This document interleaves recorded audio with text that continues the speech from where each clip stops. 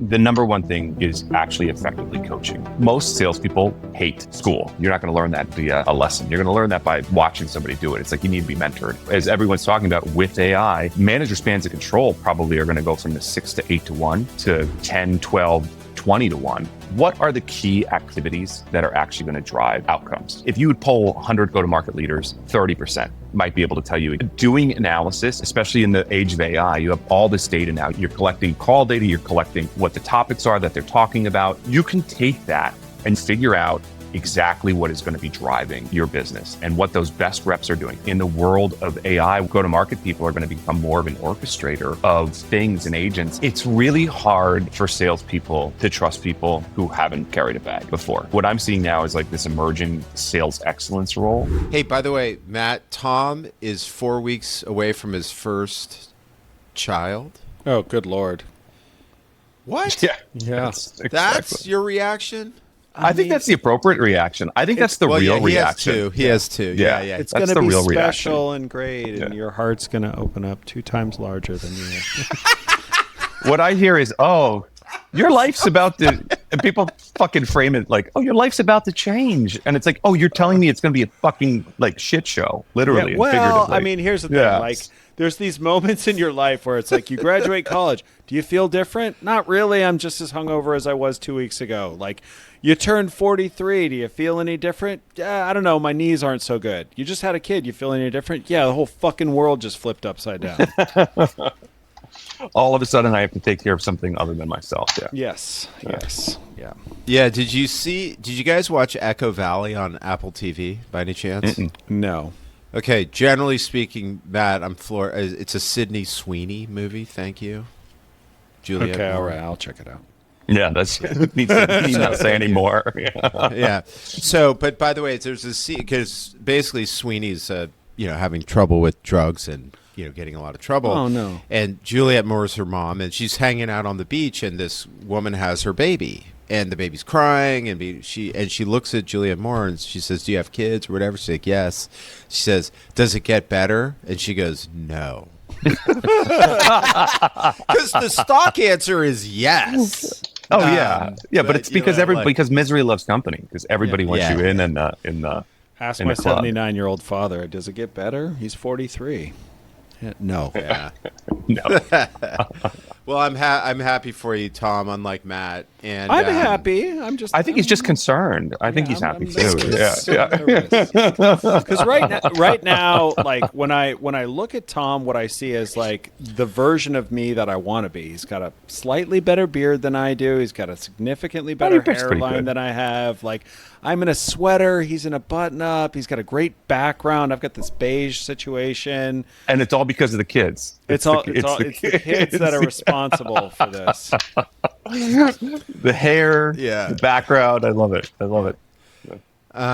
Let's do this again. Let's have this talk again in a year and see where I'm at. Off camera. We'll do this every year right around the birthday. I love it. From ABM to PLG, from Medic to MedPick, the world of business is constantly evolving. We'll cover the who, what, where, when, why, and most importantly, how you get the transaction. I'm Matt Amundson, and he's Craig Rosenberg. Let's get started. So basically, here's the deal. Tom was literally one of the best strategic go-to-market strategy, revenue operations, go-to-market everything, dude, I knew in the portfolio. Mm-hmm. And he's a very generous person, so he's always willing to share. He did I think you saw that one where he did the go-to-market planning session, which is like, you still use the materials in his presentation there. That's an example of how amazing this guy was. Then he's like, hey, dude, I'm leaving Big ID and I'm about to do what you do over at Nordic Capital. Is that what you guys call it? Nordic Capital. Oh, and nice. And so now he's sharing with his portfolio and doing his thing across everything. And so yeah, it is, and he's become a good friend. I call him all the time, like you, Matt. Typically, unlike you, here's one. Before now, the dude was always on vacation. I'd call him or his wife Amanda, and I'd be like, "Hey guys, what's up? Oh, Craig, sorry, we're just driving through the Caribbean right now. Can we call you? Actually, let's stay on and talk." So I have to sit there and talk to them while they're driving through these exotic places all the time. Hey, I'm going to be in New York. You want to meet? Oh, well, we're going to be in Miami. Yeah, sorry. That's I'm on like- a dune buggy in Mozambique right now. Yeah, Craig just has the oh, worst God. timing. That's actually the moral Well, of that's it. true. Yeah. That's true. That's true. Dude, fucking but it- Mozambique. How did you know? Were you following my itinerary? Yeah, that was actually pretty good, Matt. Thank The you. Mozambique Good. example. Yeah, I appreciate That's great. you. See, let's snap Matt out of it. No, the vibes are Because- immaculate on this pod. Well, let's do it. I know. Let me see if I Tom's can gonna be snap the you guys back in. By the way, we've been trying to get so transaction audience. This is Tom Murtaugh. He's one of the greatest dudes I know. I had to be careful because I said you're the greatest dude I know. Matt would be like, "What the fuck?" Sam knows he's like in the top 30, but not like in the top 5. But like Creeping his way up. though. Matt would have been like, "What With the a hell, bullet. dude? I thought Yeah. I was the greatest guy." I Yeah, was snubbed by Craig once at a live event. Oh, jeez. So hard. Ooh, this is a good story. So hard. All right. I saw Craig and I was like, "Hey, Craig." And he was like, "Hey, Matt." And like acknowledged my presence. I was like, "Okay, good. That was good." And then Ralph Barcy shows up. And Ralph's like, "Oh, hey, Craig." And Craig goes up to him and gives him the most genuine embrace of friendship, of respect, of admiration. And I was like, "The hell is that?" He held his face and looked him in the eye and was Yeah, like, exactly. You. They did You the know, back yeah. off and they held each other's shoulders for a Yeah, moment. one of those. you know? Yeah, And so just I looked was, and just locked eyes. Yeah, I was so snubbed that I was doing a renewal with Topo, and I had it written into the contract that at the next Topo Summit, he had to publicly embrace me and shout out, "Matt is my brother, and not from another mother, but my actual biological brother." I love it. It made it through That's legal, made it through red lines. transaction. It's wonderful. It I love did, it. although it came back to bite his ass when they got acquired by Gartner. Oh yeah. They're doing their diligence. They're like, diligence. They're like, I don't think we can underwrite. Like, this doesn't work. This contract's null and void. They are serious people at Gartner. Yeah. And they get that contract shame. and like, "Hey, we just want to follow up on this." And basically what they're serious about, you delivering everything you have in a contract, right? Which it's respectable. It's awesome. That piece got brought up and Albro wanted to kill me. The other thing is I'm trying to remember how because I think I sat down after delivering said embrace of Ralph, and then I think you texted me and said, "What's up with the warm embrace for Ralph?" And I'm like, "What the hell? What happened?" So I apologize. Yeah, but you wrote it into a contract that almost blew up a multi-million-dollar deal. But that, hey, man, let's go. That's what you get, Craig. That's what you get for not giving Matt the warm embrace that he needed. It would have never happened. But seriously, I would give. Well, actually, so if I had to rank Amanda and Tom, Amanda 1, Tom 2. But by far, definitely. yeah, I by would far. rank her ahead, well ahead of me too. I'm with you there. Yeah. Oh yeah. Yeah, no, she's great. Yeah, she's Tom's amazing. great too, except he hates beets. Oh, I do. Yeah. Yeah, I've done what I can. I've sent him recipes. I take pictures of it in the grocery aisle. I cannot interest him in beets. Yeah. He's Do you trying. eat beets, Matt? Drink beet juice. Yeah, it's good for you. Dirt juice. Yeah, Yeah.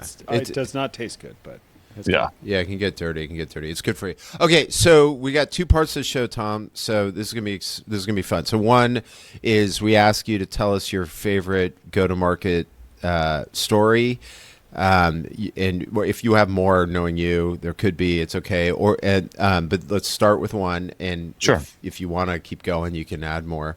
And then 2 is like, what are the 1 to 3 things in go-to-market that you're seeing working in today's environment? Yeah. With it's things are changing out there, so we'd love to hear kind of what you're seeing working.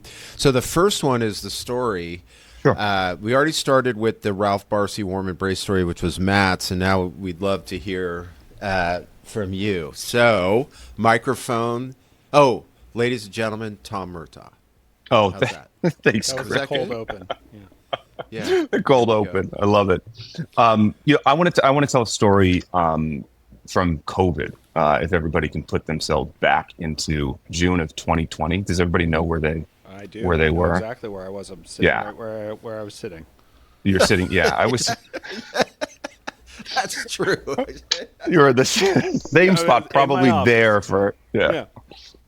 I was hunkered down in my New York 600 square foot New York apartment. I think I was on like probably day 60 some or something, not really going out much, epicenter of everything.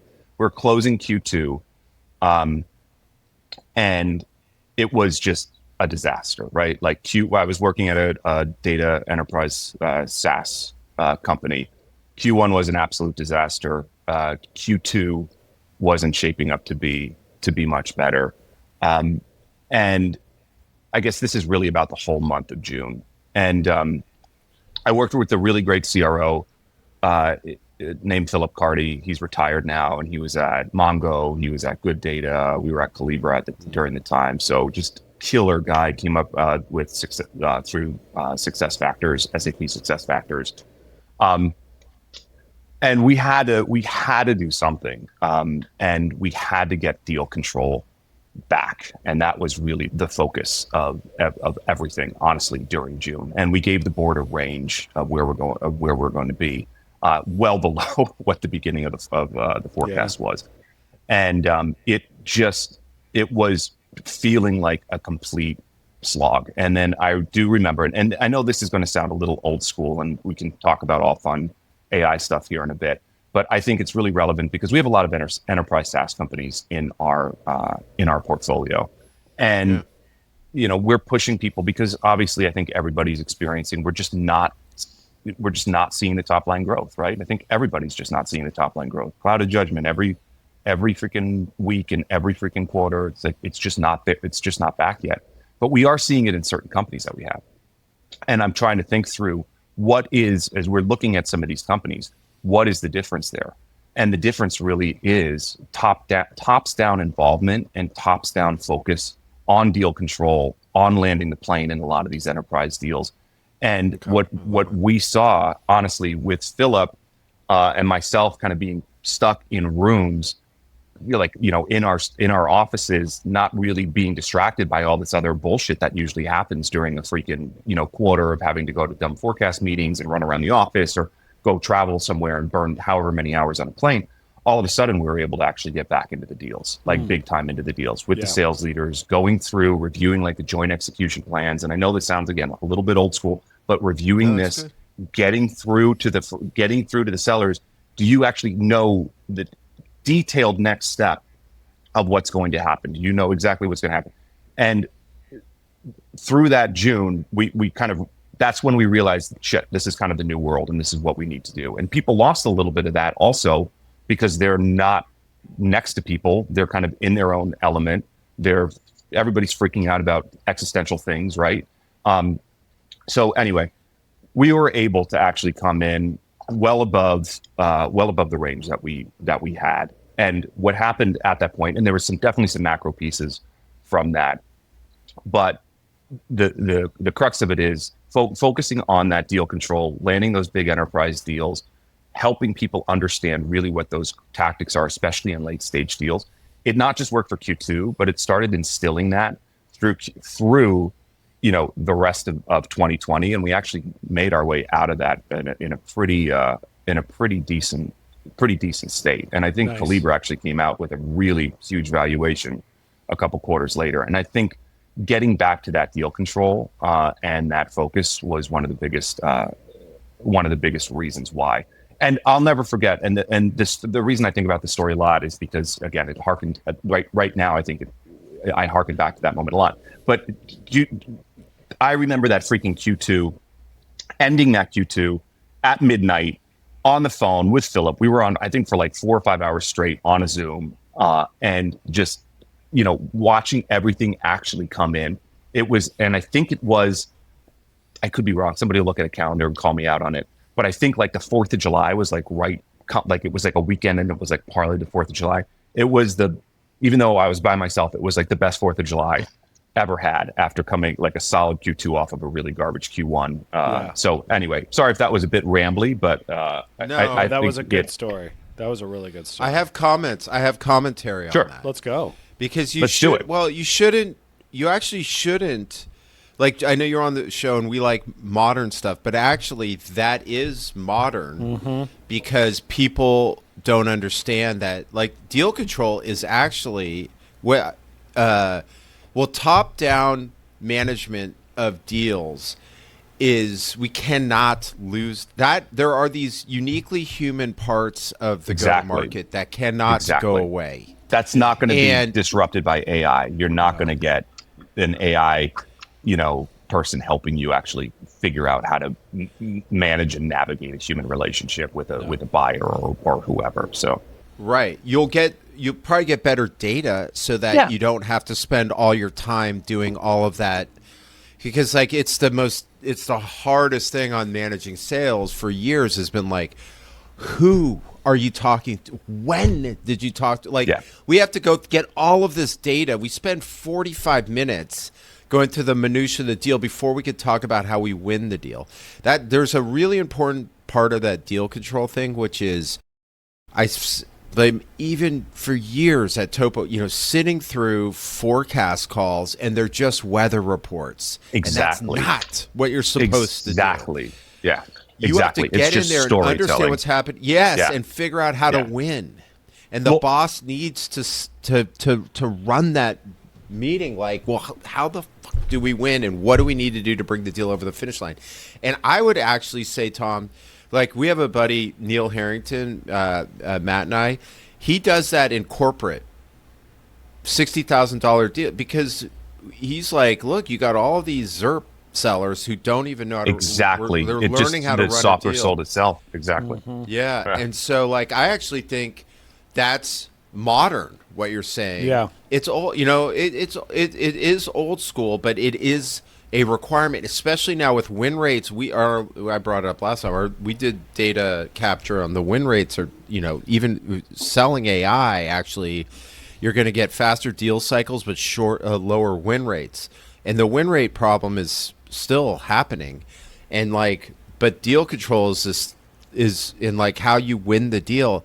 That is like, it's always been important. It cannot even be, I cannot even say enough about how important it is now. So I think that was, and it's going to be, let me actually parlay this into something that is modern. It's going to become even more important as AI starts taking over a lot, because there's going to be a lot of expectations from sales reps. I was just speaking with a vendor yesterday who's, building a really awesome kind of full agentic go-to-market stack. And they're like, you're going to take 100 people on a go-to-market team down to 10. And, quotas are going to go up 3x and people are going to hit it. And I'm like, yes, in a perfect world, that's going to happen. Yeah, that will happen. But when you give all this time back to sellers, right? And we always used to run into this when I was a consultant. You give time back and you always kind of like take a haircut off of it because part of it's going to be going to, the golf course or whatever. Are sellers actually going to know what to do with that time back and how to actually get better engagement with their buyers, with their prospects, and how to use that time? Or is it just going to be wasted time where people aren't actually going to use it for improving their deals or their deal control? Yeah. Or is it just going to go away? I think that's dead on. I actually, this is unfortunate, but by Scott Albro, who we did TOPO with, he ran rigorous, forecast, deal control meetings, whatever you want to call them. Yep. It wasn't meant to be me. We tried our best not to be old Oracle guys. Yeah. But it was hard because nobody's really well trained on this. Yeah. And that's exactly right. Yeah. Yeah, and our deal sizes kept going up, and the complexity kept going up, even when we had younger sales reps. So I think his daughter was like, met one of our old sales reps, and okay. This guy was interviewing somewhere, and they were doing the reference call, and she said the woman doing the reference call was like, yeah, and he mentioned that oftentimes sales reps would cry during the forecast meeting. The reason I'm bringing this up is because, dude, guy who said that in the interview, I know you were the only one who cried. And it was because, honestly, I know who it was. It was him. He tried to pretend that everyone was crying. It was him because he had the lone crier. Worst deal updates I've ever seen, and he never got better at them. Yeah. And I'm sorry, like, I actually asked every rep, hey, bro, did you ever cry? And like the good ones, they love it. The good ones love it. They come out of there with a plan. The bad ones, they cry. Anyway, I don't want. Well, the bad one cries. The bad one cries. The bad one cries. Yeah. Anyway, I know it's you, bro. Okay, so let's parlay that into other things that you think are the effective things that you need to do to win today. And it's hard, as you said. It's hard right now. No, it's hard. I think it's a slog out there. One of the key things that we're working on with a lot of our portfolio companies, and this again back to the basics, and I really think for go-to-market pieces, it's some of the most basic stuff, is understanding what are the key activities that are actually going to drive outcomes, right? Yeah. And again, I know it's like freaking brutally basic shit, but I can ask all of our, I would say if you would poll 100 go-to-market leaders, 30% might be able to tell you exactly, it's meetings with, somebody that's VP level and above with this discussion point, or this happens during this.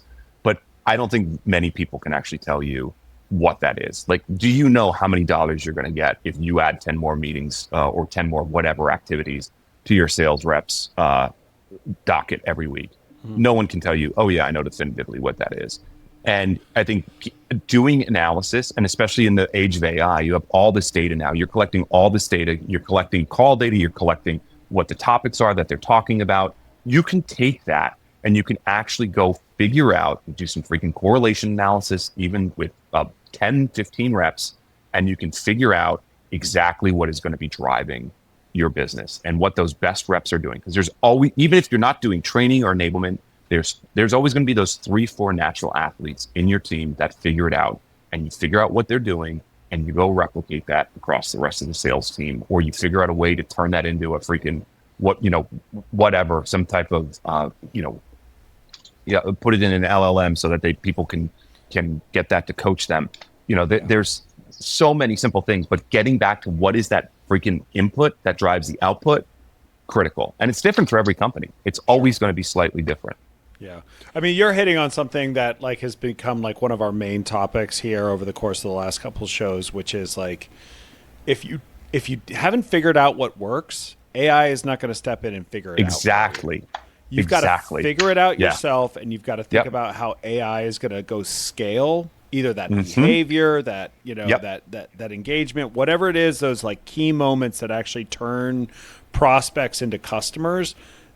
That's where the money is. And I think so many people are just well, I'm going to use AI to solve my problem, but they don't know I'm just going to throw AI at it. Exactly. Yeah. Exactly. Yeah. But it's a little different, though. I didn't think you were going to say that, Matt. No, so you didn't. Surprised me. Oh, well, I can still surprise you after all these years.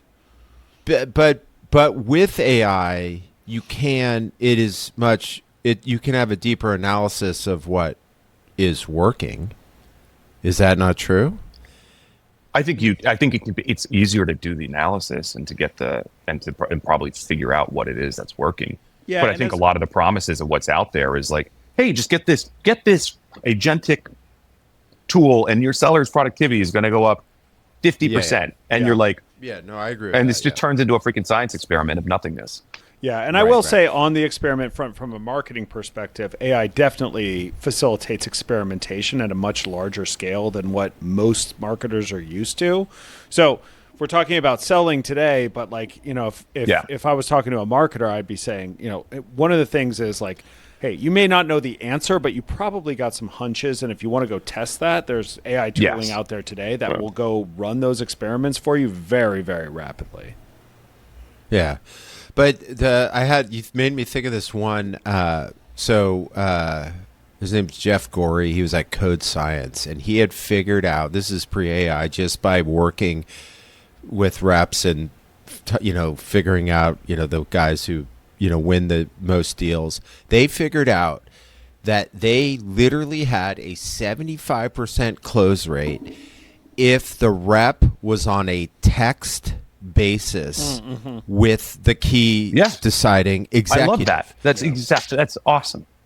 That's awesome. Yeah. And so what did he do with it? He said he on that first call, if it went well, the reps had plays. I don't remember what it was. So this isn't perfect, but it was some extent of great. Okay, so let's do the follow-up. You know what I found works great is if I could, I'll give you my mobile. If you give me yours, I will text you beforehand and make sure you get to the meeting. I'm making this up.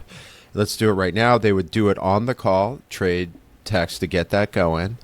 And then, just to get that, because the bad reps were like, well, I don't have his mobile or her mobile. It's like, bro, Jesus. Come on. Right? And the good ones were getting it out of the gate and they were building a text relationship. That is the kind of awesome. activity data where, you can really see that. So I think that's an awesome one. Yeah.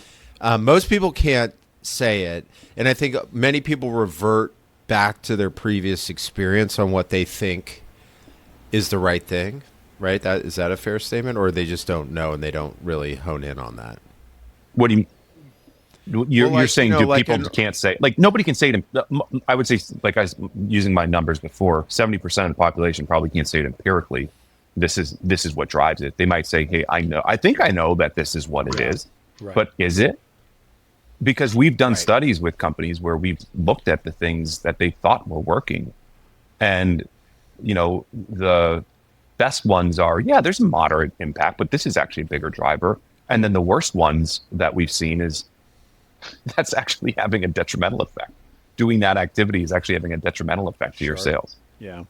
And that, you can see that in a bunch of different circumstances sometimes, especially around like renewals or upsells. You do certain reviews with certain things and it just doesn't hit the mark, and then it actually sours the relationship or the perception of the software or whatever. And so there's these plays that people have been running for years that they've just ported with them from place to place, and they've never actually tested it to see if it actually is empirically working.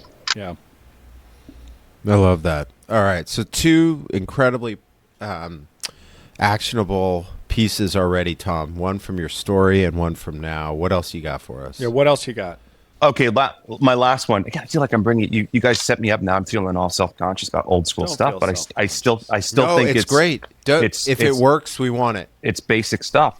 So again, I polled a group of go-to-market leaders, 50 go-to-market leaders. I asked them, who is training their first-line sales managers? And again, these are more like scale-up. How many people do you think raise their hand? None. Close. One person. Oh. Out of 50, guy, whoever that was, raise their hand. But this, and I think this really brings back kind of my other 2 points, right? Deal control, understanding activity. What are your leading indicators? I think a lot of people hire sales managers and they're like, shit, we're hiring a sales manager. We're paying a ton of money for this person. We don't need to do anything. They got it under control. And I think, again, best case is maybe they kind of have it under control and they'll be okay. But the thing is, you're not going to get any consistency across your regions or your teams if you don't do that. Yeah. And I think, again, in the world of AI, where I think go-to-market people are going to become more of an orchestrator of things and agents and what they're going to be doing. They need to have consistency about how they're actually going to be operating and pulling those levers. And the people that need to deliver that consistency or teach them how to do that appropriately is really going to be the first-line sales manager. And as everyone's talking about with AI, manager spans of control probably are going to go from the 6 to 8 to 1 to, 10, 12, 20 to 1. So your sales manager is going to become incredibly, even more important than they are today, because they're going to be the ones that, even with a little bit of change, are going to have a lot of leverage over a lot of people. So I think really getting them up to speed and thinking about what are they doing and what do you want them to be doing is critically important, and not just trying to hire great people and throwing them out there and just saying they got it. We pay them enough to do it. What, this is a really important topic. It's been around for a while, but what you're bringing up is why. So everything you've said that's OG, and frankly, everything's been OG, is actually more, it's interesting because it's more relevant today. Yeah. Because we're advancing so fast on a lot of other things that we can't forget this. So exactly. It just becomes amplified. Yeah, it does become amplified. But in the case of the frontline managers, what I found in my previous life in advisory was, one, many people didn't want to spend money on them or resources. But then those that did, I'm not sure they knew what they should be doing with them. And so when you help, if you get someone over the finish line that they're going to finally enable their frontline managers, what kind of things do they need to get them enabled on? I think the number one thing is actually effectively coaching your sales reps, like beyond anything else, right? Yeah. And we have a really good portfolio company that does some pretty cool stuff.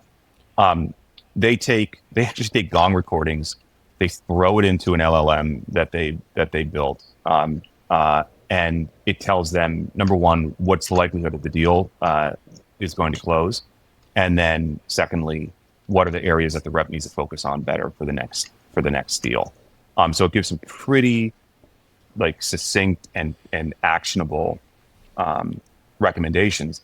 But if that's not delivered right, and if it's not delivered in a way, and it's not also co-worked on with the sales leader or the manager and the rep, nothing's going to change, and nothing's going to actually be fixed by doing that. So you can get all the answers and all the things that you need to do. Like, you don't need to be a genius anymore to understand exactly what needs to happen in a specific deal, but actually coaching the person to change that behavior and make them better and help them learn.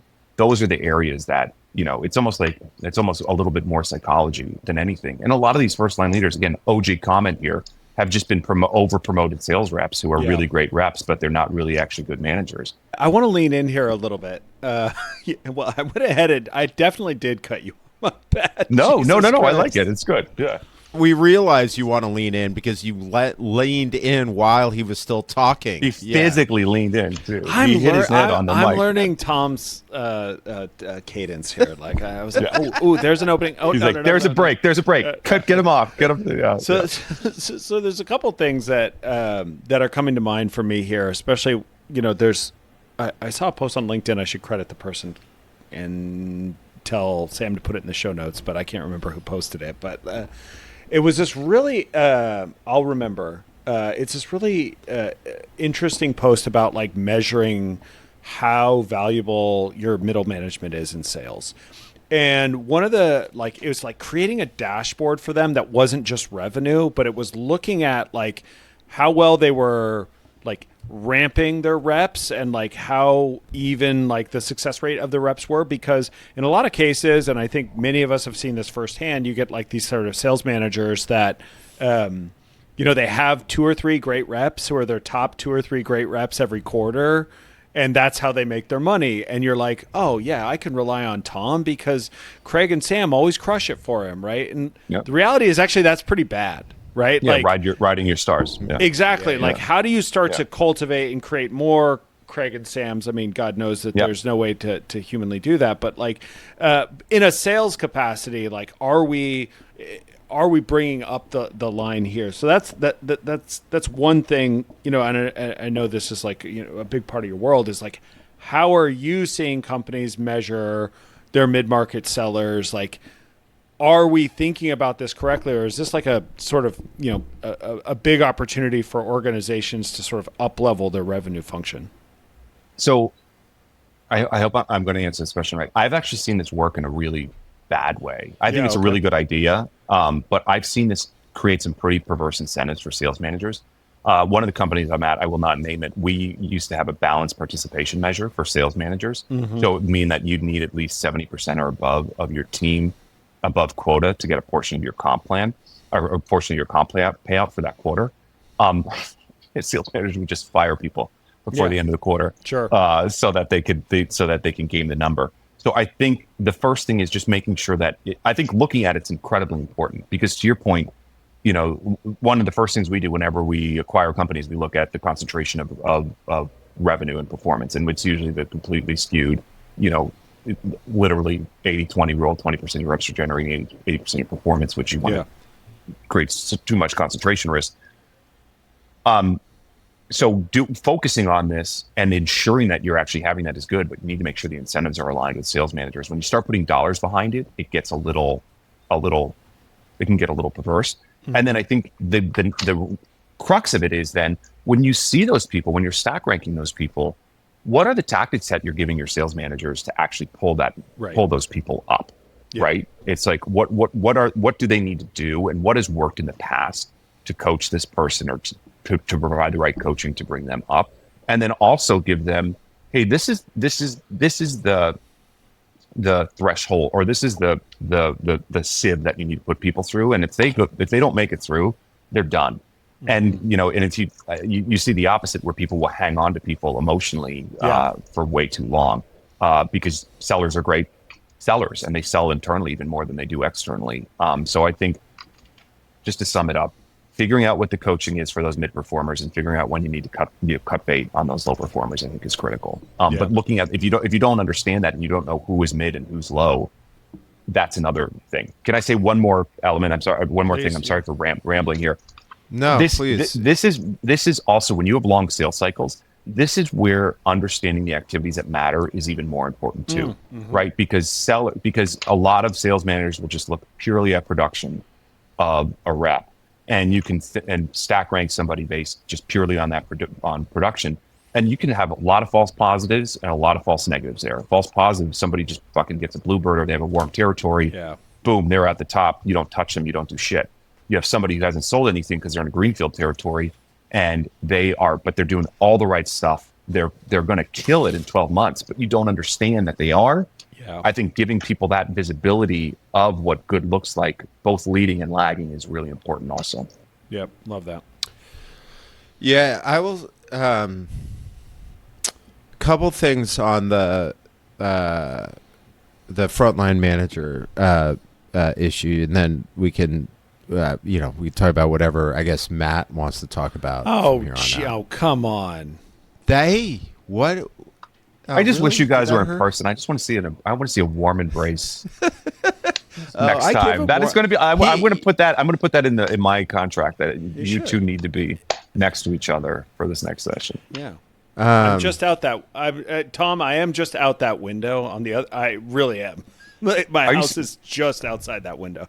Really? So like if we zoomed in, if we had like infinite zoom, like you're right there. Wow. Yeah. So there's a couple things. So one is we talked about deal control and opportunity. Let's just call it for now, like sort of opportunity review, deal review, forecast meetings. You actually have to have everyone on the same page on how we look at deals. Uh-huh. And often when you scale, you lose that 100%. Immediately. Yeah. Yep. Yeah. And there's all these hidden things. So like, I think the coaching one is the most important because nobody knows how to coach. Yeah. Yep. I mean, and so that's always going to be good. But in terms of getting everyone on the same page, like that's one of the ones that it's bad, right? And training them on how do we want to run a meeting? I remember years when Clary was first coming up talking to Andy, the CEO, and he's like, look, we thought, well, we're going to put this out. It's going to have AI and all this stuff. But what we learned that most CROs wanted was just to codify how we look at deals.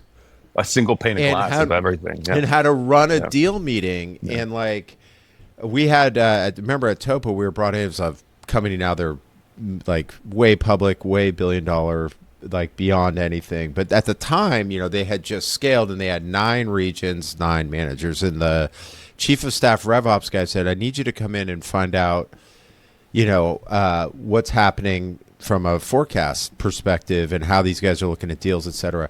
We can't, so our analysts went out there and they talked to them. They came back and they said, well, here's what you need to know. You are basically running 9 different selling methodologies and 9 different, there's a med pick group, there's a challenger group, and these were veteran, they hired frontline coaches from the industry who would come in and say, well, we're a med pick region or we're a challenger this is how region. I've always done it.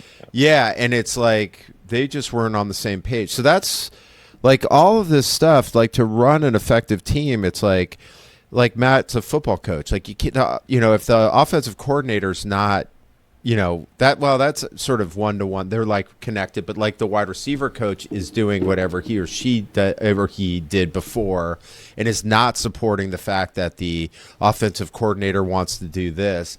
These things break down. Yeah. Like you're not a unit. And so like that's one that I've seen over the years for sure. And that's like, so like the how do they coach? How do they talk through deals? Because otherwise, you have this thing, one, where everyone's doing everything different, but also you're not communicating. So when that regional guy comes back and talks to the VP of North America, it's like you guys are talking about 2 different things, whether you know it or not. Exactly. And that's another sort of really painful thing. That's part of that, synthesizing on the front line. So it goes back to your deal control thing, which is like, it's one thing when you've got the person at the top, which God help us, I hope they are going to help everyone close deals. But if the frontline coaches are doing everything different, then that just doesn't work. And then I will tie it back again to the key activities, which is if we can't leverage in the tribal knowledge of things happening across the organization to infuse it into your region, then what are we doing here? Yep. Exactly. So, that was a commentary there. Let me ask you this. I have a theory. Oh.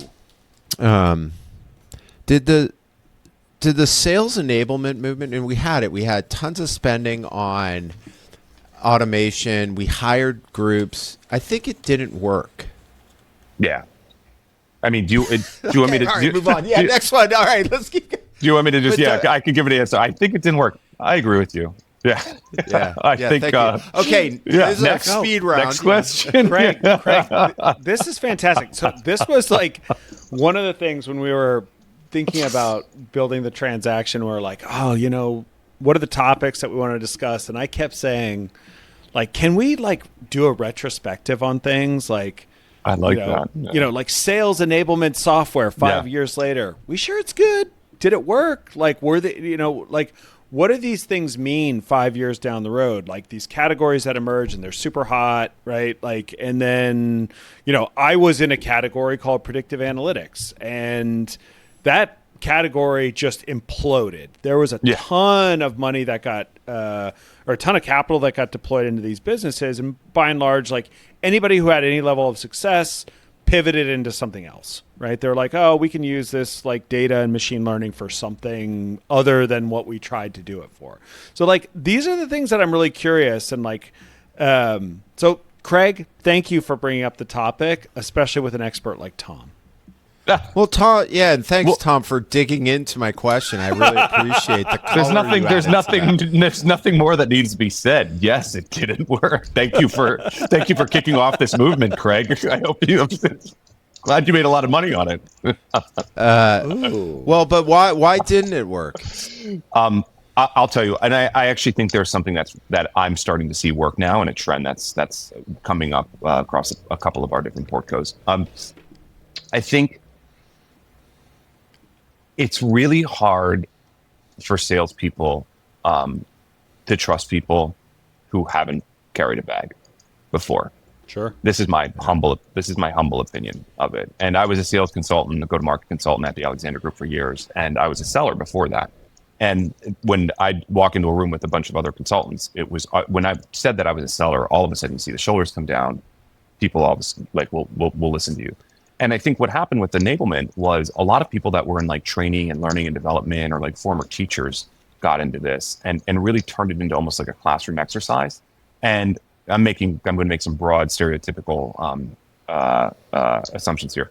Most salespeople hate school and classrooms and that type of shit. And it turned into like a college course, and it almost became like an organ rejection. What I'm seeing now is like this emerging sales excellence role that is like a former sales leader that comes in and kind of takes over and replaces enablement. It's probably going to replacing enablement in a lot of places. And they actually get out there, they ride along with the sales reps. They're almost like a first line sales manager that is focused purely on coaching and helping sales reps do better and kind of a one-on-one with some scalability around it. And I think that has so much more positive effect and help for sellers because it's somebody who speaks their language, who's been in their shoes, who knows what's going on, who isn't threatening because it's not their manager doing this. And it takes the defenses down and it actually gets them to learn. So I think that's my thesis. Thoughts, opinions. I buy am that. Am I right, Craig, or wrong? I buy that in a big way. But Craig, you can answer whether or not you buy it. I hope he just says no. No. I think that's right. I think that's right on the human side. On the tech side, though, like why didn't let me throw this retrospective on the tech. You want to go on tech side? Go. Why no, you that was I'm adding. This is an and, not a but, Tom. But why didn't sales content management work? Like it did for a minute, but now it's like you know what's more powerful than that is people like listening to gong calls.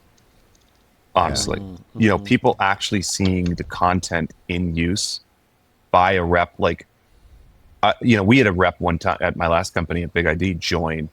First thing she did was she like beeline to like the top seller and was like, "Tell me what you're doing. What are you doing? I want to make as much money as you're making." Yeah. And she literally became like the number 2 rep because she did that on like the first day and went to Joe and picked his brain for an hour. And he was happy to give it up.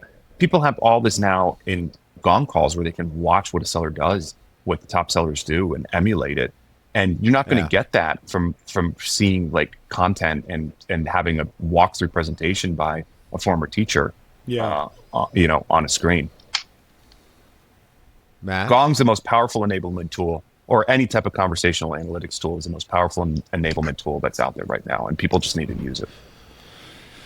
I think that's right. That's so super true, right? Because like I think to Tom's point, like people don't like sellers. I'm not saying all sellers were athletes, but sellers like they work well in the sort of athlete mold. Like they'll watch game film, they'll diagram stuff out.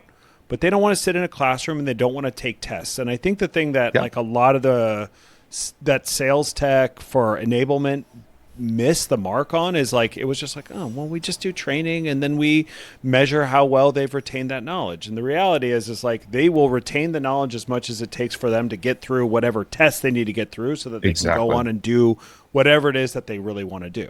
Like most salespeople would just say, tell me what I need to get the deal done. Don't tell me all this stuff that I have to do, right? Like, who do I need to partner with? Like, what is our top seller doing in situations like this? And I think the one thing that's really true, and this brings us all the way back to the start of the conversation, is like people, I think, have taken for granted the sellers that grew up through ZERP, in a lot of cases, don't have a ton of business acumen, right? Very true, Matt. It's like, amen. Yeah.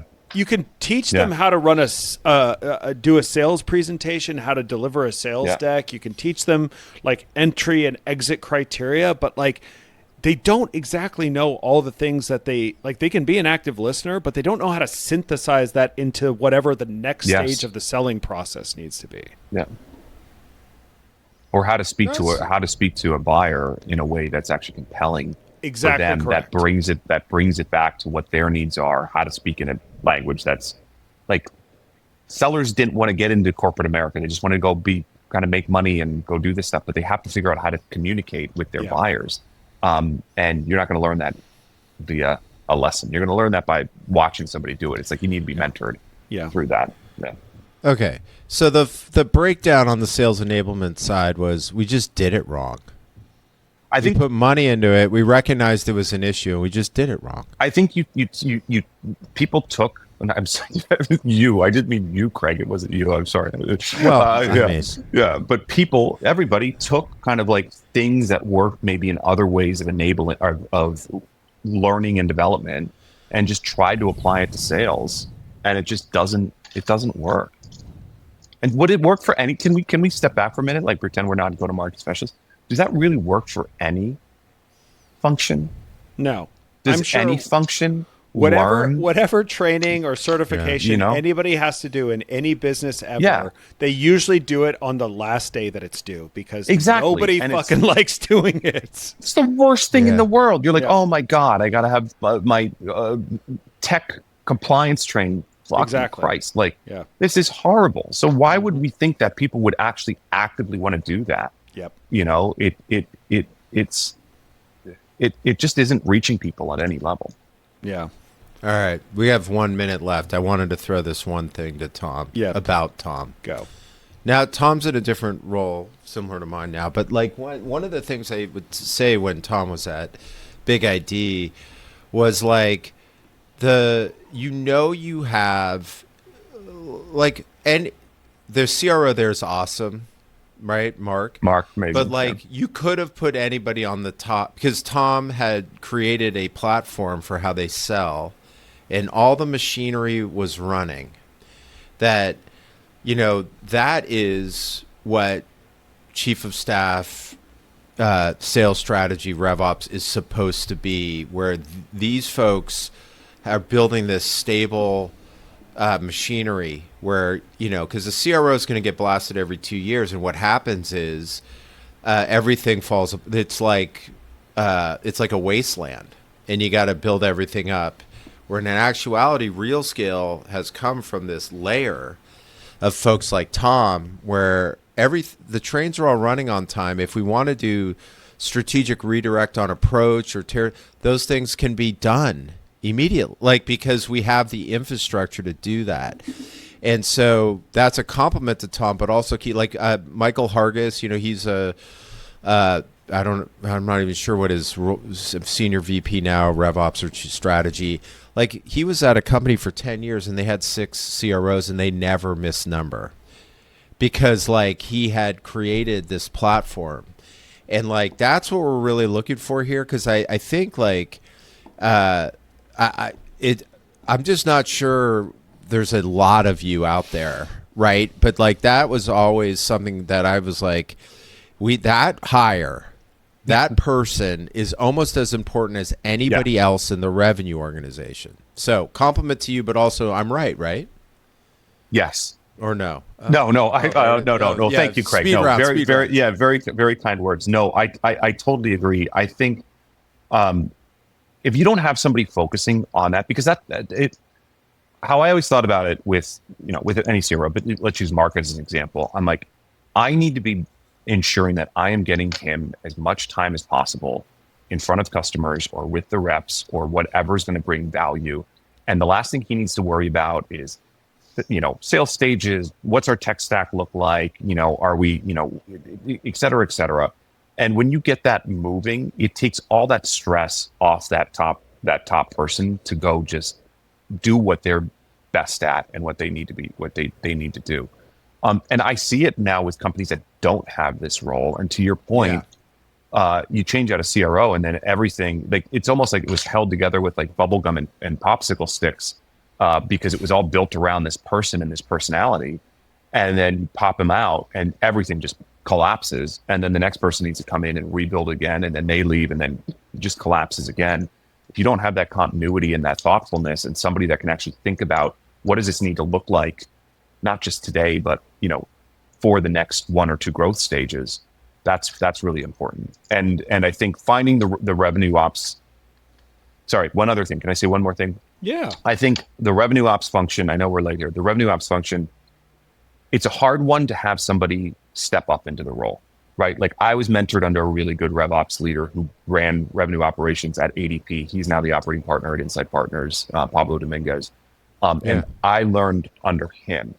And if I didn't have that time with Pablo, I wouldn't have been effective in my job.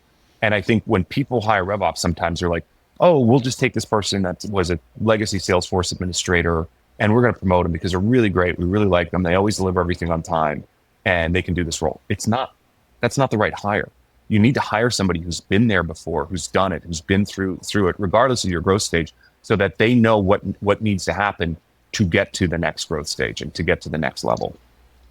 That's my humble pitch for the day.